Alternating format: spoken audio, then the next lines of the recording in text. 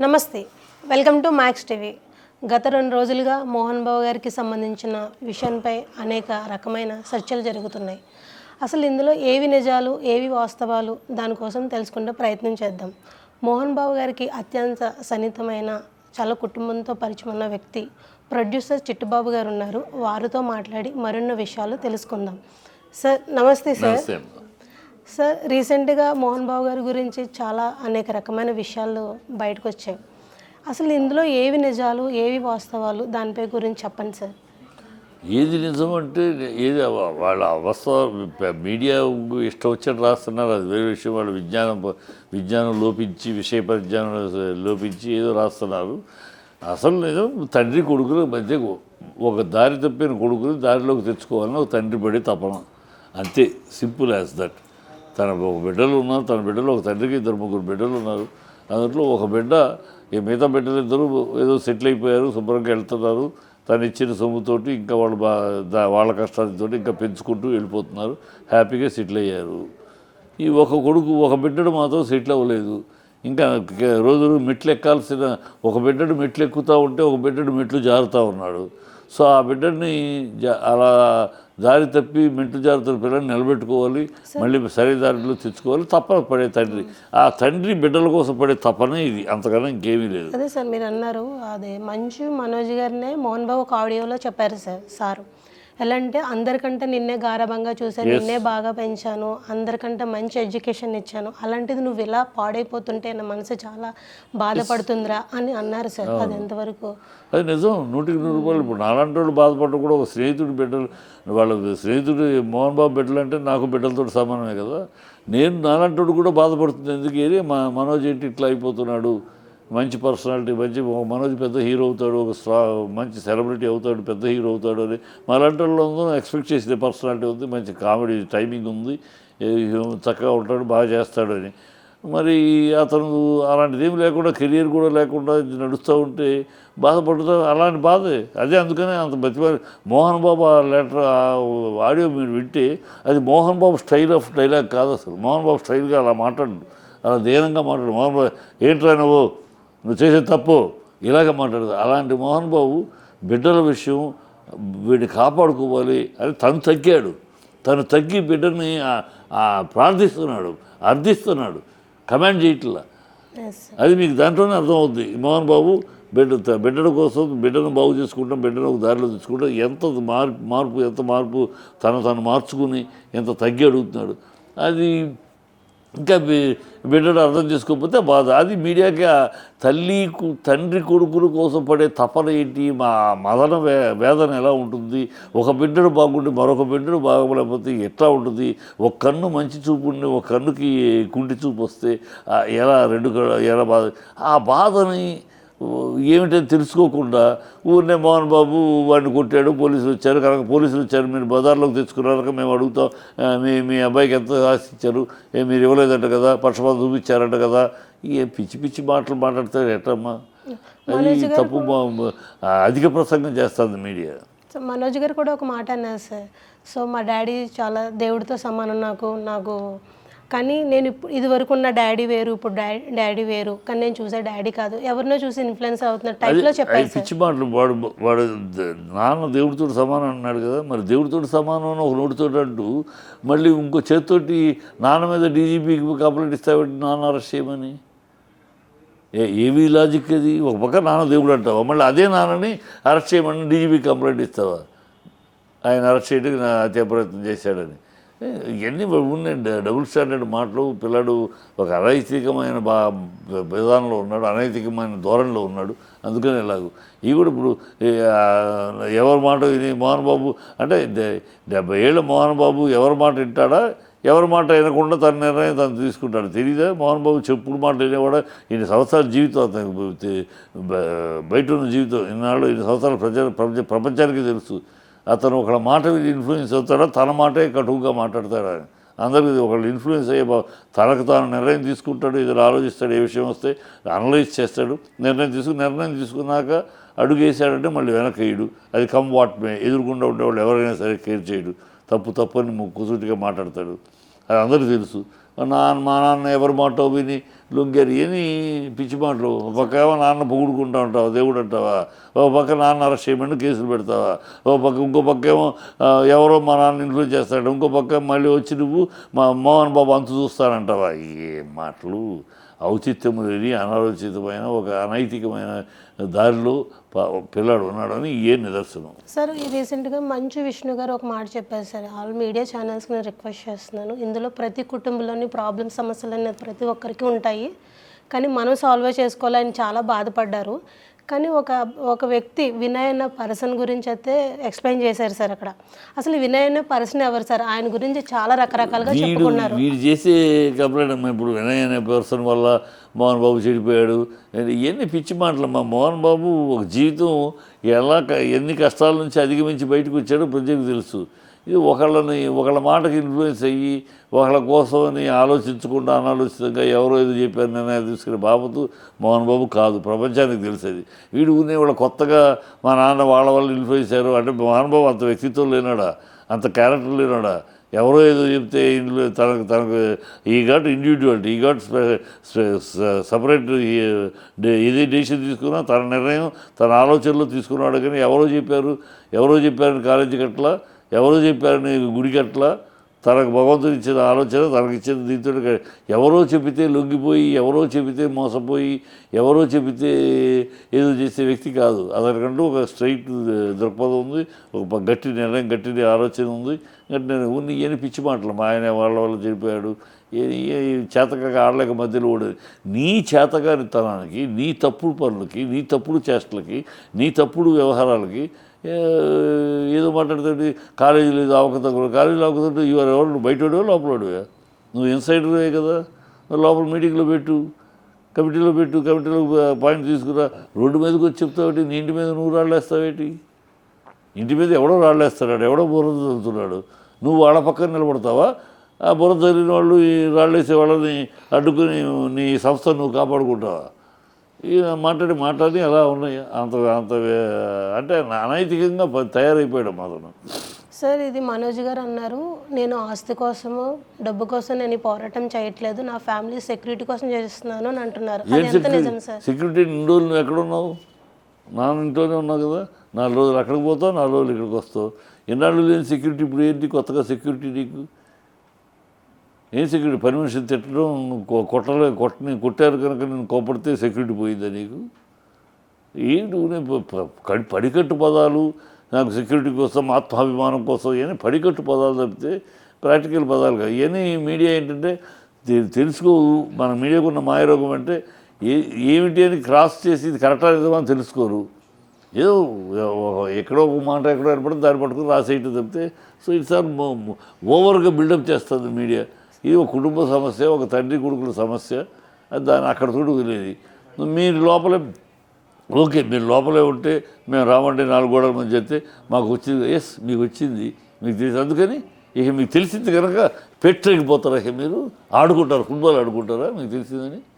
పిచ్చి మాటలు, పిచ్చి లాజిక్. సార్ కొంతమంది డౌట్ ఏంటంటే విష్ణు మనోజ్ గారికి ఈ మధ్య గొడవలే కాదు, వాళ్ళకి గతంలో కూడా గొడవలు ఆస్తి విషయంలో జరుగుతున్నాయి అని అంటున్నారు సార్.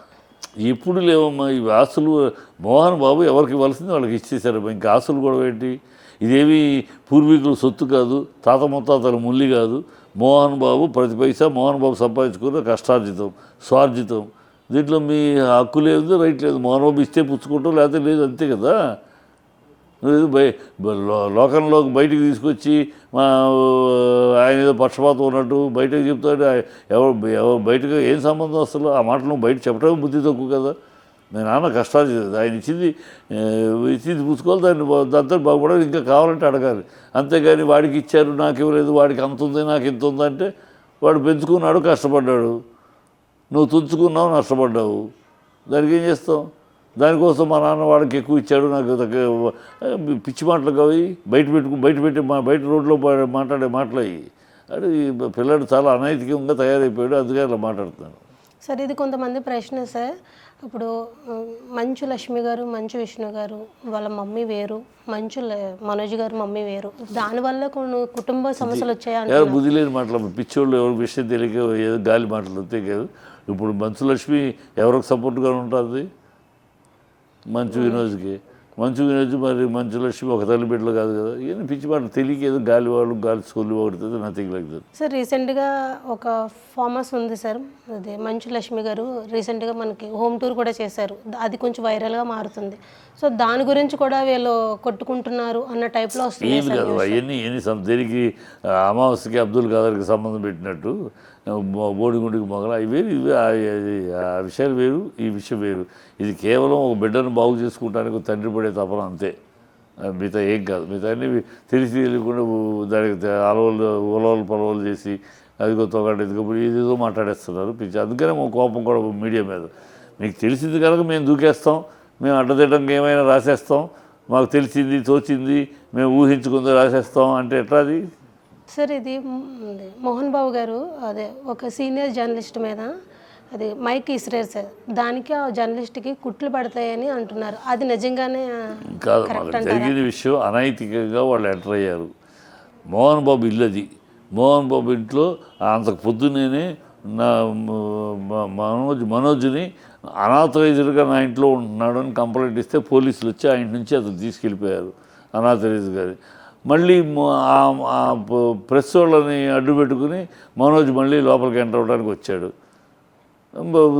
మీరు ఎందుకు వచ్చారు, పర్మిషన్ లేదు, అడగలేదు, సెక్యూరిటీ తోసుకుని వచ్చేసి గేట్లు బదలకుండా లోపలికి వస్తే వచ్చి రావడం మైక్ మొహం మీదకి పెట్టి చెప్పండి అసలు మీరు ఎవరు పర్మిషన్ ఇచ్చారు ఇక్కడ రావడం మొహం మీద మొహం మీద మైక్ పెట్టి అడుగుతారని మైక్ తీసి లాక్కుంటాడు. సెక్యూరిటీ వాళ్ళు వాళ్ళ పక్కకు తోస్తారు.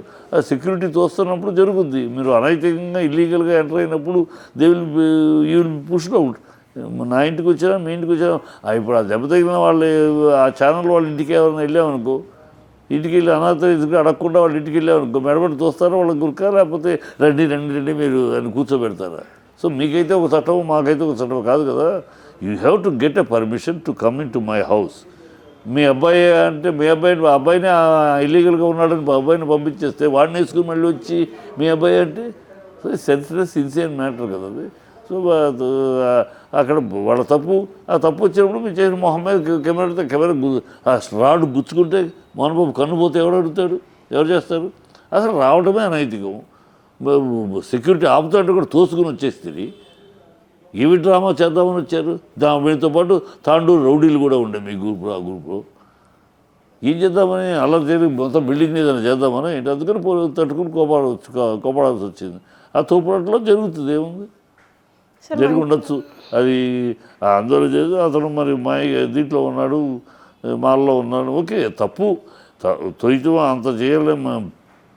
మరి మైక్ లాక్కోడమ్మా, ఎవడో అడ్రస్ లేకుండా గమ్ముకుని ఆ పర్మిషన్ లేకుండా వచ్చేసి అనైతికంగా ఇల్లీగల్గా ఎంటర్ అయిపోయి మైక్ మొహం మీద పెట్టి చెప్పండి అంటే ఎందుకు రాదు కోపం? నువ్వెవడో అసలు నువ్వు ఎందుకు వచ్చావు, ఎలా వచ్చావు, నీ పర్మిషన్ లేకుండా వచ్చి నన్ను అడుగుతావేంటి అని కోపం వస్తుంది. అందుకని మైక్ లాక్కున్నాడు. మైక్ లాక్కుని మైక్ తోటి దాంతో తర్వాత సెక్యూరిటీ తోసేయటంతో జరిగింది అది. సార్ మంచు లక్ష్మి గారు ఎందుకు సార్ స్పందించట్లేదు ఈ విషయం? ఎందుకు స్పందించాలి? మీకోసం స్పందించాలా? మీ మీడియా కోసం ఎందుకు స్పందించాలా? తండ్రి కొడుకుని చూసుకుంటారు, ఎందుకు స్పందించాలి? అంటే మనోజ్ అంటే చాలా ఇష్టం కదా సార్. మీకెందుకు, మీకోసం స్పందించాలని అమ్మాయిని కూడా లాక్కొచ్చి ఆ అమ్మాయి స్పందించిన దాని మీద మీకు ఒక మీడియాకు ఒక ఆహారం కావాలా? ఎందుకు స్పందించాలి? అది ఇంట్లో స్పందిస్తుంది, ఇంట్లో మీకు బయటకు ఓపెన్గా వచ్చి మీకు ఎందుకు స్పందించాలి? ఆల్రెడీ ట్విట్టర్లో ఏదో రాస్తూ ఉంది కదా, శాంతి కావాలి. ఎస్ దేరెంట్స్ ఇంకా మీకు వచ్చి మీ ముందు వచ్చి ఏదో కమెంట్ చేయాలి, దాని మీద మీరు మళ్ళీ ఒక ట్రోలింగ్, దాని మీద ఒక ఆహారం ఒక రోజంతా, అందుకు మాట్లాడాలా? అంటే మీరు చెప్పారు కదా సార్ ఎందుకు స్పందించాలి అంటే, విష్ణు గారు చెప్పారు, మనోజ్ గారు చెప్పారు, మోహన్ బాబు కూడా స్పందించారు, అలాగే అక్కగా యాజ్ ఎ సిస్టర్గా తను కూడా చెప్పాలి కదా. అక్కడ ఇష్యూ ముగ్గురు మధ్య మోహన్ బాబు మనోజ్ వాళ్ళ ముగ్గురు స్పందించారు. ఈఎంఐకి ఈఎంఐకి అవసరం, ఇంకా స్పందిస్తే నిర్మల గారు స్పందించాలి. మనోజ్ తల్లిగా ఆవిడ స్పందించలేదు, ఆవిడ వస్తుంది. ఇక్కడ తల్లి గారు అన్నారు కదా సార్, మనోజ్ గారు వాళ్ళ తల్లి ఎవరైతే ఉన్నారో హాస్పిటల్లో అడ్మిట్ చేశారని అన్నారు.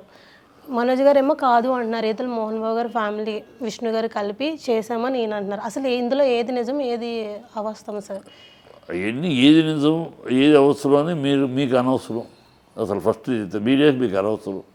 ఎందుకు దూరిపోతారు, ఎందుకు లోపలికి దూరిపోతారు? ఏదో అన్న తండ్రి కొడుకులు గొడవపడ్డారు, దాంతో అక్కడ వదిలిపెట్టకుండా మాకు తెలిసింది మేము పీకి లాగి లోపలికి ఇంట్లోకి దూరిపోయి వంటింట్లోకి దూరిపోయి బెడ్రూమ్లోకి దూరిపోయి అదేమిటి ఇదేమిటి ఎందుకు లాగుతారు? మీకు ఏం అవసరం పట్టించారు? మీరేమైనా ఆర్చేవాళ్ళు తీర్చేవాళ్ళు ఆ సమస్యని. మీ మీడియా అనేది అంటే నిన్న అంటున్నాను కదా, మీడియా అనేది ఆరుస్తుందా తీరుస్తుందా? మీకేదో ఆహారం మీకు రాసుకుంటానికి డెబేట్లు పెట్టడానికి అందుకోసం మీకు ఏం అవసరం? వాళ్ళు ఎక్కడ ఉన్నారు, ఫ్యామిలీ మ్యాటర్ అది వాళ్ళు చూసుకుంటారు. ఎవరు ఇప్పుడు సమాజంలో 100 మంది ఉన్నారు, హాస్పిటల్లో అనేక మంది వస్తున్నారు, జాయిన్ అవుతూ ఉంటారు. అందరి వివరాలు కావాలా మైకి తీసుకెళ్ళి పెడతారు వాళ్ళ దగ్గర. మీరు ఎందుకు వచ్చింది? వాళ్ళ కుటుంబంలో ఆరోగ్యమో చూసుకుంటారు.